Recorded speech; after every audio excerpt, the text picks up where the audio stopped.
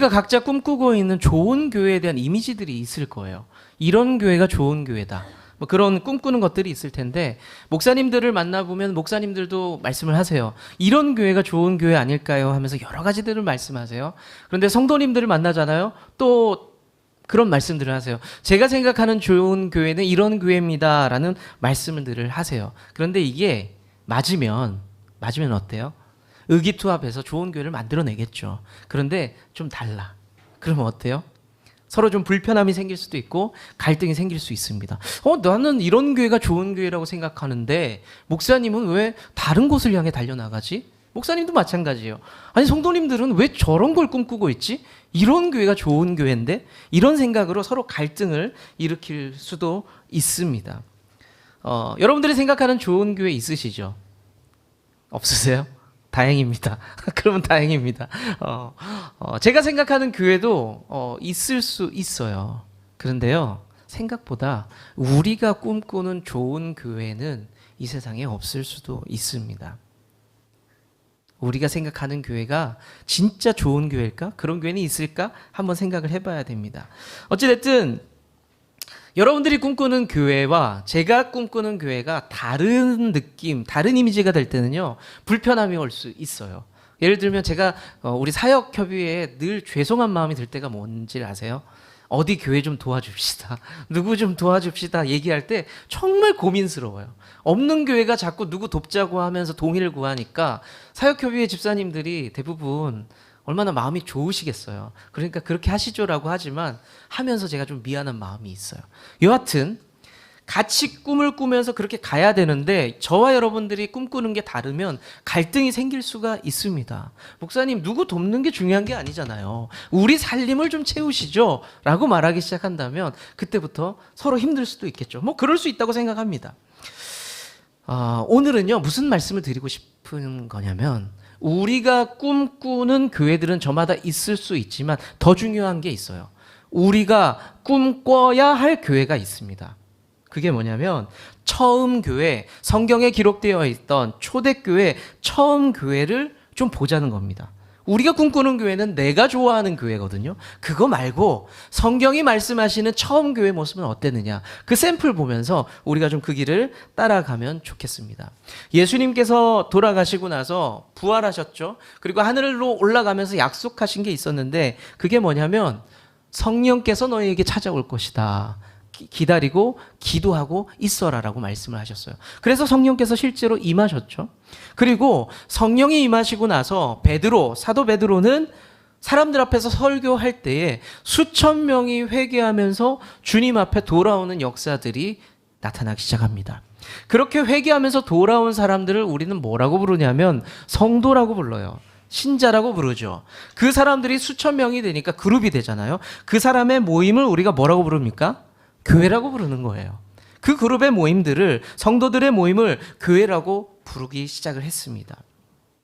이때 처음 모인 사람들 우리가 불렀던 이름이 처음 교회, 초대교회, 우리가 이렇게 부르고 있죠.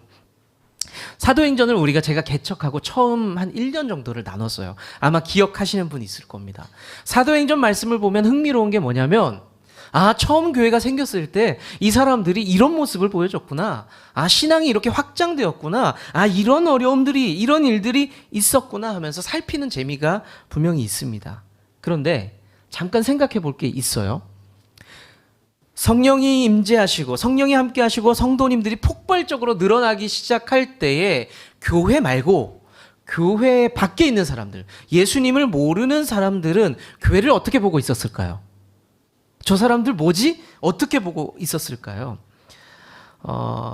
분명히 불신자들, 예수 안 믿는 사람들이 더 많았기 때문에 그 모습을 지켜보고 있었을 거거든요. 무슨 생각을 했을까요? 사도행전 2장을 보면요, 성도들이 성령을 체험하니까 사람들이, 밖에 있는 사람들이 이렇게 반응해요. 저것들이 낮술을 먹었나? 왜 저러지? 이상하게 생각했어요. 이상하게. 그리고 오늘 읽었던 말씀에도 43절의 말씀을 보면요, 또 다른 반응이 나오는데 새번역 버전으로 말씀 한번 볼게요. 한번 띄워주세요. 43절 말씀입니다. 시작.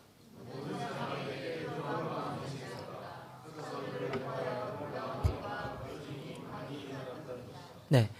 성경이 기록하기를 예수 안 믿던 사람들이 당시에 예수 믿는 사람들을 보니까 무슨 생각이 들었냐면 두려웠다. 두려웠다.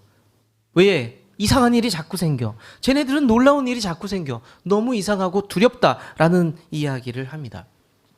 하나님 안 믿는 사람들은요, 하나님을 모르는 사람들은요, 하나님의 일을 보잖아요. 두렵고 이상하고 신기해요. 쟤는 왜 저러지? 이런 생각이 든단 말이에요.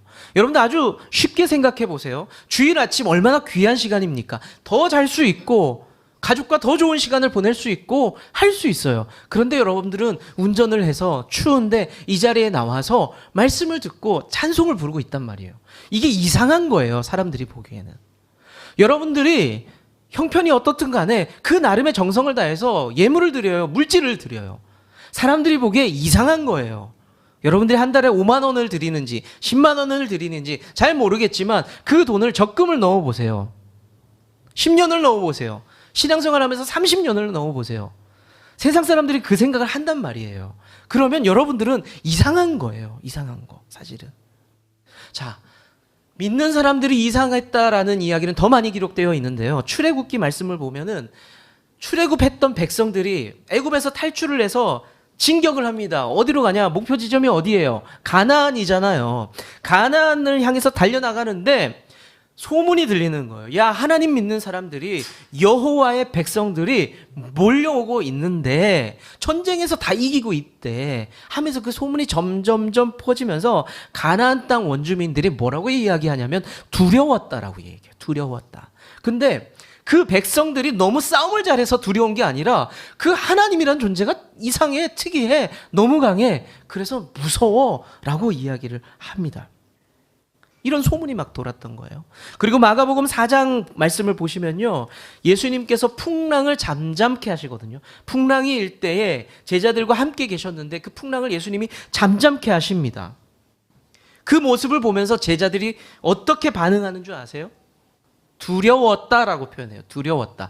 예수님이 하시는 일들을 보면서 무서웠다, 두려웠다라고 이야기합니다. 그러면 왜 무서웠냐? 아까 쭉 말씀드렸어요. 하나님 모르는 사람들이 무서운 거라고 그랬잖아요. 그럼 제자들은 하나님을 몰라요? 예수님을 몰라요? 성경은 이렇게 기록을 하고 있습니다. 그 원인을 뭐라고 설명하냐면 그들이 믿음이 없어서라고 기록을 하고 있어요. 똑같은 말이죠. 우리가 믿음이 없을 때, 하나님 모를 때, 하나님과 상관없이 살아갈 때 하나님의 역사는 두렵다는 겁니다. 제가 어리석은 질문인지 모르지만 질문 하나 드리고 싶어요. 우리가 수많은 역사들이 흘러오면서 교회가 생겼고 교회가 자라났고 교회가 성장했고 그 가운데서 수많은 역사들, 신기한 일들, 회복들이 일어났습니다. 소소한 모습이지만 좋은 나무 교회 안에서도 하나님은 어떤 일들을 하고 계세요. 그것을 보고 있고 경험하고 있습니다. 그렇다면 여러분들은 그 모습을 보면서, 성경을 보면서, 좋은 나무 교회 성장을 보면서 하나님을 기대하는 그 그룹 안에 있습니까? 아니면 믿지 못해서 하나님을 두려워하는 그룹 안에 있어요. 여러분은 어떤 그룹 안에 있습니까? 당연히 하나님을 기대하는 그룹 안에 있다고 저는 믿습니다. 그리고 여러분들이 그런 믿음이 있기를 제가 기도하고 있습니다. 우리가 2주간에 걸쳐서 교회의 모습, 교회가 어떤 곳인지에 대해서 살펴볼 텐데요. 처음 교회가 어떤 모습인지를 보면서 우리가 이 새해 맞이하면서 좀 다짐했으면 좋겠어요. 처음 교회는 그랬구나. 나도 좀, 우리도 좀 그런 공동체면 좋겠다. 그런 결단이 있기를 축복합니다. 첫 번째는요, 처음 교회는 욕심보다는 나눔이 있었습니다. 욕심보다는 나눔이 있었어요. 오늘 본문은요, 성도의 삶, 공동체 교회의 삶을 대표할 때 이런 표현을 써요. 통용이라는 말을 씁니다. 통용. 44절의 말씀 한번 같이 볼게요. 44절의 말씀 시작.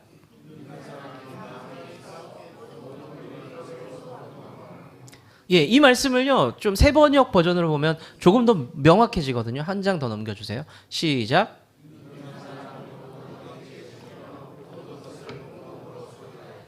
통용했다라는 것은 소유권이 없다는 말이죠. 내 거 아니다. 그래서 편하게 빌려주면서 으스대지도 않고, 그리고 나눠 쓰고 같이 쓰고 거저 주었다라는 말입니다. 그런데 이런 나눔들이 누가 시켰냐? 당시에 율법이 있었냐? 규칙이 있었냐? 지도자가 그런 설교를 했느냐? 아니라는 거예요. 자발적이었습니다. 누구 눈치 보면서 한 것도 아니었어요. 그냥 예수 믿는 사람들은 그런 것이다 라고 생각하면서 믿고 그렇게 살았던 겁니다. 사도행전 4장 말씀을 보면요, 바나바가 나오는데요. 바나바라는 사람이요, 이런 행동을 합니다. 자기가 밭이 하나 있었는데 그 밭을 팔아서 성도와 교회를 섬겼다라는 기록이 나옵니다. 이거 누가 시켜서 했을까요? 자기가 알아서 한 거예요.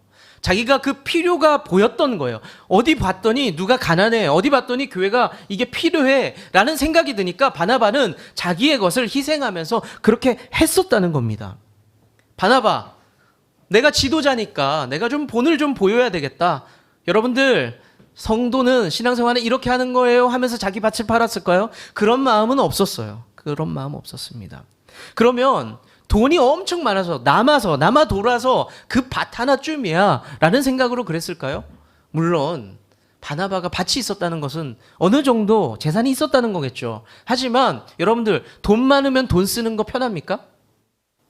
혹시 집사님 돈 있어 보니까 아시는 거죠? 아니죠. 네, 맞습니다. 저는 돈 있어 본 적 없어서 잘 모르겠는데 짐작은 가요. 제가 어릴 때 생각해 보니까 5만 원 있을 때도 그렇고 5천 원 있을 때도 그렇고 돈 쓰는 게 쉬운 게 아니라는 거예요. 오히려 여러분들 9천 원 있을 때 뭐 어떻게 하고 싶어요? 만 원만 들고 싶잖아요. 9만 원 있을 때 10만 원 만들고 싶잖아요. 내 거 쓴다는 게 그렇게 어렵다는 겁니다. 그런데 바나바는 자기가 할 수 있는 나름들 섬김들을 그렇게 했다라는 거예요. 자발적으로. 그런데 반면에 성경에는요, 자발적이지 못했던 나눔도 기록하고 있습니다. 그 유명한 아나니아와 삽비라 부부 이야기입니다. 이 부부는요, 나누긴 나눴어요. 헌신했어요. 근데 좀 억지스러웠고 눈치를 받고 남이 하니까 내가 좀 얼굴 좀 세우려고 그런 마음으로 헌신하게 됩니다. 결국에는 우리가 잘 알듯이 사고가 나죠. 사랑하는 성도 여러분, 우리 좋은 나무 교회는요, 건강한 나눔이 있으면 좋겠어요. 건강한 나눔. 건강한 나눔은요, 다른 생각이 있으면 안 돼요. 욕심이 있으면 안 됩니다. 건강하지 않은 나눔 중에 여러분들 가장 쉬운 게 이런 거예요. 내 자식 잘 키워서 내가 나중에 보장받아야지. 이거 건강하지 못한 나눔이에요. 이런 욕심이 들어가는 순간 우리의 나눔이 건강해지지 못한다는 겁니다. 내 헌신, 내 수고로 뭔가 얻으려고 하면은요, 문제가 생겨요. 우리 두 가지 생각할 수 있는데, 첫 번째는 내 유익을 생각하면 안 돼요. 나누면서 내 유익, 내가 인정받으려는 마음, 내가 밥 사주면서 와, 우리 누구는 너무 좋은 사람이야, 인정받으려는 마음, 그리고 내가 눈에 좀 띄고 싶은 마음들, 그런 욕심이 없어야 된다는 겁니다. 건강한 나눔은. 두 번째는요, 다른 사람을 끌어오려는 마음이 없어야 건강한 마음이에요. 우리는 종종 어떤 말과 행동을 통해서 영향력을 끼치려고 그래요. 그걸 요즘 뭐라 그래요? 인플루언서라고 그러잖아요. 우리가 어떤 영향력을 끼치고 싶어 합니다. 우리가 교회 안에서도 봉사하면서 똑같은 마음 품을 수 있어요. 열심히 봉사하면서, 여러분들 보세요, 봉사는 사역은 이런 겁니다 라고 하면서 보여주려는 마음들, 여러분들 나 좀 따라서 이렇게 좀 해보시죠, 이런 마음들이 생길 수가 있다는 겁니다. 이게요, 뭐가 문제가 되냐면 짐이 돼요. 어떻게 짐이 되냐? 나에게도 짐이 되고요, 억지로 하는 그 마음이 얼마나 힘들겠어요. 내게도 짐이 되고, 그걸 보면서 부담을 느끼는 그 사람에게도 짐이 된다는 거예요. 다른 사람에게도. 자, 나눔의 기본은요, 어디서부터 오냐면 나부터입니다. 내가 하면 돼요. 자꾸 주변을 돌아볼 필요 없다는 겁니다. 우리는 저도 어릴 때 그랬던 것 같아요. 선생님한테 잘 보이고 싶었던 마음이 있잖아요, 어릴 때. 그러니까 청소도 열심히 하고 해요. 청소를 열심히 하는데, 여러분들 유리창을 닦을 때 어디를 보는 게 맞습니까? 닦아요. 어디를 봐야 돼요? 유리를 봐야 돼. 걸레, 그치. 걸레를 보면서 유리를 봐야 되겠죠. 그런데 유리를 닦으면서 이 꼬맹이 신재철이 어디 보는지 아세요? 여기 뒤를 보는 거예요. 선생님이 날 좀 봤으면 좋겠다. 그런 마음이 드는 거예요. 여러분들, 왜 나만 이상해요? 그런 거 있잖아요. 제가 솔직하게 또 저는 여러분들을 위해 희생할 각오가 돼 있습니다. 망가질게요, 하나 더. 옛날에 청년 때 좋은 모습을 보이고 싶어서 교회에서 기도할 때 오래오래 기도했어요. 목사님이 들어올 때까지. 목사님이 들어올 때가 됐는데, 나를 봐줄 때가 됐는데, 제가 그랬다니까요. 나만 그래요? 다 비슷하잖아요. 예. 우리가 뭔가를 나눔을 하고 헌신을 할 때 사랑, 헌신, 봉사, 나눔 다 좋은 가치입니다. 근데 이게 어떻게 돼야 되느냐? 건강하게 돼야 돼요. 건강하게. 저 온다고 여기서 계속 기도하고 있고 저 올 때까지 헌금하면서 이러고 있고 그러시면 안 돼요. 네, 그러면 안 돼요. 우리 사랑하는 성도 여러분들이 건강하게 나누고 섬길 수 있는 성도님 되시기를 축복합니다. 두 번째는요. 처음 교회, 초대교회는요. 섬김이 있었는데 무슨 섬김이냐? 포기를 하는 섬김이 있었어요. 포기하는 섬김. 첫 번째 말씀드린 것보다 조금 더 구체적인 내용입니다. 처음 교회 성도들은 어떻게 나눴냐? 어떻게 헌신했냐? 성경은 물질에 대한 이야기를 하거든요. 물질을 나눴던 이야기를 선명하게 표기를 하고 있습니다. 성경도 하나님도 너무 잘 아는 거예요. 야, 너희들 지갑 여는 거 되게 힘들지? 봐봐. 초대교회 성도들은 지갑을 열었어. 이걸 보여주는 거예요. 여러분들, 제가 이런 말씀 드리지만 저라고 해서 뭐 잘해서 드리는 말씀이겠어요? 저도 제 지갑 열기 힘들어요. 이렇게 봤을 때 지송이한테는 10,000원 쓰는 게 좀 힘들어요. 제가 그렇게 예뻐하진 않거든요. 예뻐하지만 그 정도는 아니에요. 근데 예람이한테는 아웃백도 갈 수 있을 것 같아요. 제가 많이 예뻐하거든요. 여러분들 아닌 척하지만 이게 사람의 마음 아닙니까? 아니에요? 저만 또 이상해요?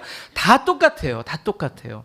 하나님이 그거 찝고 있는 거예요. 너희들이 지갑을 못 열지 나를 향한 마음이 부족한 거야. 형편이 어려운 사람 못 열 수 있죠. 하나님 그거 모르는 거 아니에요. 모르는 거 아니에요. 하지만 그 중심을 좀 보고 싶다는 겁니다.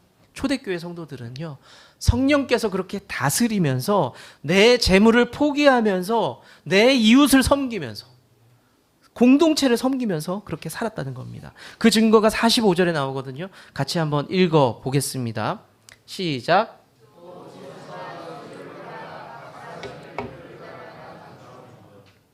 네. 사람은 누구나 자기 걸 늘리려는 마음이 있어요. 아까 말씀드렸잖아요. 조금 더 채워서 만들고 싶어요. 그런데 성경이 말씀하시는 것은 네 것을 좀 팔아서 나누어 줬으면 좋겠다. 그런 말씀을 하고 있는 겁니다. 이렇게 말씀드리면은 속으로 불편하신 분은 그렇게 말씀하시겠죠. 목사님이나 더 많이 나누세요라고 할 수 있습니다. 제가 아까 말씀드렸죠. 조금 전에. 자, 나눔과 헌신은 누구부터 하는 거라고요? 나부터. 나만 생각하면 돼요. 딴 사람 볼 필요가 없는 거예요. 그러니까 이 말씀 앞에서도 저도 똑같아요. 나를 보면 되는 겁니다. 나는 과연 내 아들에게 헌신하고 있느냐? 나누고 있느냐? 나는 과연 내 아내에게, 우리 집사님들에게 나누고 있느냐? 이것만 생각하면 된다는 겁니다. 자, 이 깊은 헌신의 예를 또 찾아보니까 예수님이에요. 예수님은요. 아까 조금 전에 물질을 나누는 것에 대한 말씀을 드렸죠. 물질, 우리가 단순히 돈이라고 생각하지 마세요. 물질을 나누는 것의 최고는 뭔지 아세요? 자기 생명을 던지는 거예요. 생명을 던지는 거. 예수님께서 물질의 최고였던 그 생명을, 자기의 생명을 던지면서 다른 생명을 살리셨죠. 본인은 맞으면서 스스로 평화가 깨졌어요. 힘들었어요. 괴로웠어요. 그런데 자기가 그 평화를 깨면서 다른 사람의 평화를 이루게 됩니다. 이사야 53장 5절은 이 말씀을 명확하게 말씀하세요. 한번 띄워주세요. 시작. 그가 찔림은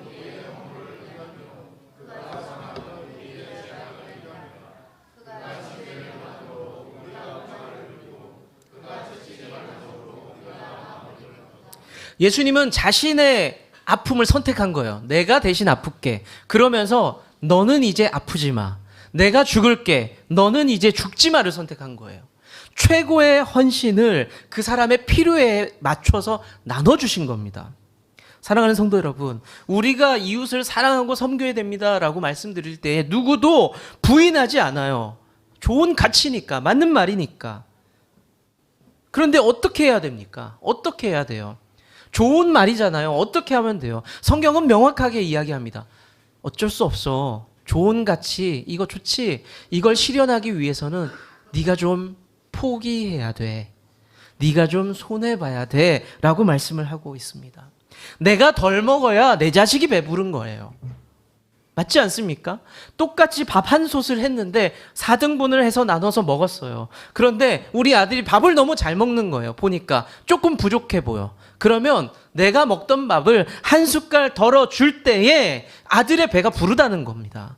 내가 헌신하지 않으면, 내가 희생하지 않으면 다른 사람 배를 채울 수가 없습니다. 성경은 멋있게 조금 어렵게 말씀하셨지만 사실 이런 이야기들을 우리에게 해주고 있는 겁니다. 요즘 청년들이요, 사는 게 너무 피곤하고 어렵다라는 이야기를 이렇게 표현해요. 인생 실전이다. 쉽지 않다라는 이야기를 해요. 여러분들 한번 따라해 보실까요? 신앙은 실전이다. 여기 잘 앉아서 설교 한번 듣고 찬양 와 좋다. 우리 교회는 뭐 찬양이 빵빵해 좋네. 이런 것에서 예배가 끝나는 게 아니라는 겁니다. 신앙이 여기서 끝이 아니라는 겁니다. 우리가 믿음대로 산다는 것. 초대교회 모습 지금 봤는데 그렇게 돌아가자. 얼마나 많은 교회들이 우리 초대교회로 돌아갑시다라고 외치고 있습니까? 그런데 그렇게 살아간다는 것이 어떻게 하는 거라고요? 포기하는 거라고. 포기하는 거예요. 내가 아파야 되고 내가 힘들어야 돼요. 신앙은요, 연습도 아니고요, 이론도 아니에요. 실전입니다. 사랑하는 성도 여러분, 옆에 있는 집사님들을 위해서, 성도를 위해서 내 지갑을 가볍게 만들 믿음과 용기가 있으세요? 내 어려움을 각오하면서 내가 피곤해지기까지 상대방의 어려움을 풀어줄 그런 믿음이, 용기가 있으세요? 초대교회는요, 포기하면서 희생하면서 그 일을 했다라고 기록을 하고 있다는 겁니다. 이제 말씀을 좀 정리해 볼게요.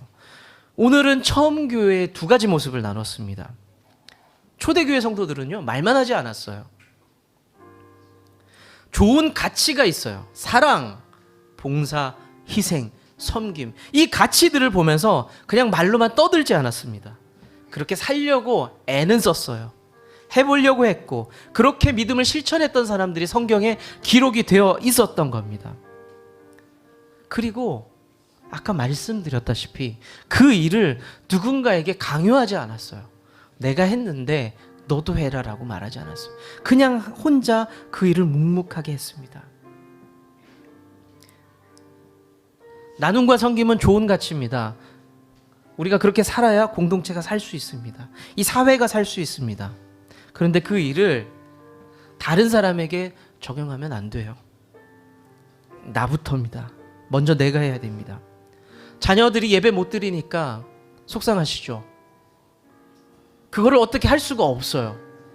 우리가 할 수 있는 거는 내가 먼저 예배하는 거예요. 그 모습을 당장 안 변하죠. 5년이고 10년이고 우리 아이가 청년이 될 때까지, 우리 아이가 누군가의 아빠가 될 때까지 묵묵하게 예배하는 내 모습을 보이면서 살아가는 겁니다. 내 배우자가 신앙생활하는 게 마음에 안 들 때가 있죠. 뭘 하겠어요? 좋은 그리스도인의 모습을 계속해서 보여주는 거예요. 내가 믿음으로 사는 것을 보여주면 됩니다. 우리 같이 신앙생활 하다 보면 서로 다르잖아요. 서로 이해 안 될 때 있잖아요. 마음에 안 들 때도 있잖아요. 답답할 때가 있잖아요. 그러면 그 사람에게 찾아가서 성경을 펴서 성경은 이렇게 말씀하고 있습니다. 우리가 잘 살아야지 않을까요? 라고 좋은 설교 100번 하면은 그 사람이 변합니까? 안 변해요. 우리가 할 수 있는 것은 내가 그냥 희생하면서 섬기면서 살아가는 모습을 보여주면 된다는 겁니다. 좋은 교회, 좋은 공동체의 시작은요, 결국 여러분 개인으로부터 시작한다는 것 믿으시길 바랍니다. 이야기 하나 들려드릴게요. 제 아내가 있던 교회는요, 제 아내가 20살 정도 됐을 때, 대학생이 됐을 때 개척이 된 교회입니다.